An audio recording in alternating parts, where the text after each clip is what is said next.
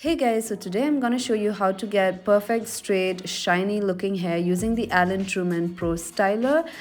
Starting off with this L'Oreal hair serum, I'm gonna take a few pumps and apply it all over my wet hair. Now I've just washed my hair, making sure I cover all the strands before I move in with blow dryer. Next, I'm gonna rough dry my hair, adding more volume towards the roots, and I'm gonna section it.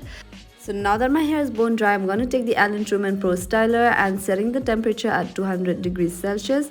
Taking a small portion of my hair, starting from the root of my hair to all the way down to the tip, I'm just running this down.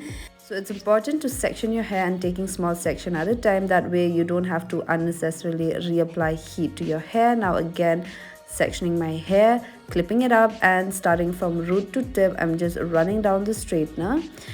Making sure I don't grab a fistful of hair, because then the iron won't be able to get to pieces that are too thick. Carefully sectioning your hair is gonna save you a lot of time, ensuring you don't miss out on any hair strands. So I'm repeating the same technique, starting from the root of my hair, running it down through slowly and very slowly all the way down to the tip of my hair. And now that I'm happy with that, I'm gonna open the last section of my hair and start straightening that top part. Slowly and carefully running it down all the way to the tip to get that pin straight look. Repeating the same thing on the other side. And once I'm done with this, I'm gonna just quickly run through the straightener all over again, just to make sure I don't miss out on any strands, and also straightening the front part of my hair.